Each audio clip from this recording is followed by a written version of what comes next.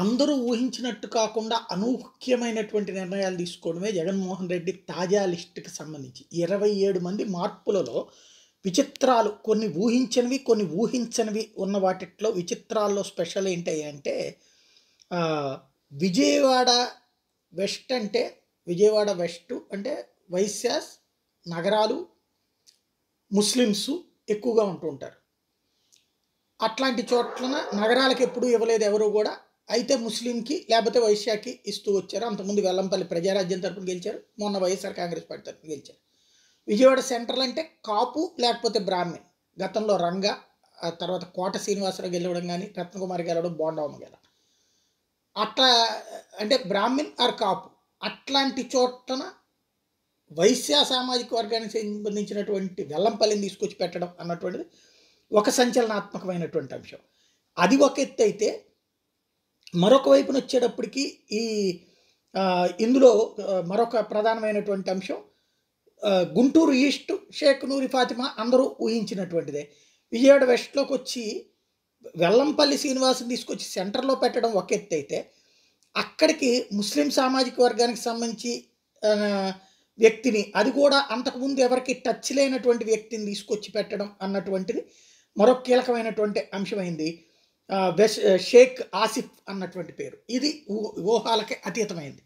మరొక వైపున కొన్ని అయితే అందరూ ఊహించిందే కానీ ఏదైతే ఉషశ్రీచరణ్ది ఇవన్నీ ఊహించారు. చెల్లుబోయిన వేణుగోపాలకృష్ణని తీసుకొచ్చినేమో రాజమండ్రి రూరల్లో పెట్టడం, రాజమండ్రి సిటీ మార్గాని భరత్ని పెట్టడం. అంటే కమ్మ సామాజిక వర్గం బలంగా ఉండేటువంటి రాజమండ్రి సిటీలో మార్గాని భరత్ బీసీని తీసుకొచ్చి పెట్టడం, రాజమండ్రి రూరల్లో చెన్నుబోయిన వేణుగోపాలకృష్ణ ఏదైతే క్రిందటిసారి మన బుచ్చే చౌదరి గారు లాంటి వాళ్ళకి తో పాటుగా ఏదైతే కమ్మ సామాజిక వర్గానికి ఇస్తూ వచ్చారు కదా, అక్కడికి వచ్చి అంటే బుచ్చే చౌదరి గారు అడుగుతున్నటువంటి సీట్లో వచ్చేటప్పటికి బీసీని తీసుకొచ్చి పెట్టారు. రెండో వైపున అచ్చెన్నాయుడు వాళ్ళ కుటుంబ సభ్యురాలైనటువంటి ఆదిరెడ్డి వాళ్ళకి తీసుకొచ్చి ఉన్నటువంటి చోట్లని వేణుగోపాలకృష్ణ బీసీని తీసుకొచ్చి పెట్టడం అన్నటువంటి. ఓవరాల్గా చూస్తే అనూహ్యమైనటువంటి నిర్ణయాలతో అందరినీ ఆశ్చర్యపరుచుకొచ్చారు. పిల్లి సూర్యప్రకాష్ది ఒకటి, తోట నరసింహాన్ని మార్చడం ఒకటి, జగ్గంపేట లాంటి చోట్ల పక్కన ఫైట్ నడుస్తున్నటువంటి దశలో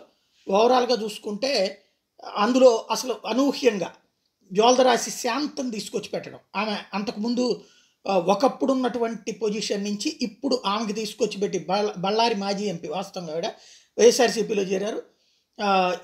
ఏమంటే ఆవిడ చెప్పడం అయితే వైఎస్ఆర్సీపీ సిద్ధాంతాలు నచ్చి పార్టీలో చేరుతాను. వాస్తవంగా బళ్ళారి భారతీయ జనతా పార్టీ తరఫున బళ్ళారి ఎంపీగా పనిచేసిన ఆవిడ వచ్చి ఎందుకు చేరారు అంటే వాల్మీకి సామాజిక వర్గం, ఆవిడని తీసుకొచ్చి అక్కడ పెట్టడం అన్నటువంటిది ఇదొక అనూహ్యమైనటువంటి నిర్ణయం. ఓవరాల్గా అందరూ అనుకుంటున్నట్టు అదేదో ఆషామాషిగా కాకుండా సంథింగ్ ఏదో ఆలోచించి చేస్తున్నారు అనేది కనబడుతుంది. వారసత్వ రాజకీయాలు వాస్తవంగా జగన్మోహన్ రెడ్డి రాజశేఖర రెడ్డి గారి అబ్బాయి, ఆయన్ని ప్రజలు ఆదరించారు. అయితే ఈ దఫా ఎన్నికల్లో తండ్రులే ఉండాలి అని చెప్పినటువంటి ఆయన ప్రస్తుతం అయితే వెనక్కి తగ్గారు. కరుణాకర్ రెడ్డి గారి అబ్బాయి భూమన అభినయ్, చెవిరెడ్డి భాస్కర్ రెడ్డి గారి అబ్బాయి మోహిత్తు, మరొక వైపున ఇటు పేరు నాని గారి అబ్బాయి కిట్టు, ఇలాగా ఇవ్వడం అన్నటువంటిది కీలకమైనటువంటి ప్రాధాన్యత సంతరించుకుంది. అంటే రెండవ తరం వాళ్ళని ఏదైతే రాజశేఖర రెడ్డిని నమ్ముకున్నది మొదటి తరం అయితే, ఆ తరానికి ఇటు జగన్మోహన్ రెడ్డి కూడా అవకాశం ఇచ్చి ఇప్పుడు వాళ్ళ వారసుల్ని తీసుకురావడం అన్నటువంటిది ఇందులో కీలకమైంది. మరొక వైపున ఇక్కడ కూడా ఏదైతే భరత్ కుమార్ జోగులు వీళ్ళందరిది పక్కన పెడితే వారసత్వాల పిల్లి సూర్యప్రకాశం తీసుకురావడం కావచ్చు, ఇవన్నీ కూడా కీలకమైనటువంటి వారసత్వాల్ని అంగీకరిస్తూ నెక్స్ట్ తరానికి అవకాశాలు కల్పించడం అన్నది ఇక్కడ మరొక ప్రధానమైన అంశం. రాయలసీమలో 13% వరకు ముస్లింలు ఉన్నారు. ఆంధ్ర ప్రాంతంలో దాదాపు 8% వరకు ముస్లింలు ఉన్నారు. దీన్ని బేస్ చేసుకుని ముస్లిం సామాజిక వర్గం ఒకటి భారతీయ జనతా పార్టీ తెలుగుదేశంతో జట్టు కట్టబెట్టేటువంటి సందర్భంలో అక్కడ కొన్ని సీట్లు తగ్గుతాయి. అంటే ఇంకా తేలలేదు కానీ ప్రస్తుతం అయితే కలుస్తుంది అన్నటువంటి రూట్లోనే ఉన్నారు. అటు జనసేన భారతీయ జనతా పార్టీ తెలుగుదేశం కలిస్తే వాళ్ళకి సీట్లు ఇవ్వాలి, ఇద్దరు కలిపితో 40 సీట్లు దాకా ఇవ్వాల్సి ఉంటుంది. ఆ వారం తగ్గించుకోవాలి. దానికి తోడు సమీకరణాలు అన్నటువంటిది లెక్క. ఇంకోటి మైనారిటీ సామాజిక వర్గం అప్పుడు టోటల్గా పోలరైజ్ జగన్ వైపుకి వెళ్ళేటువంటి అవకాశం ఉందన్నటువంటి ప్రచారం జరుగుతుంది. ఈ దశలో మైనార్టీలకు ముందుగానే గాలాలు వేసుకొచ్చారు.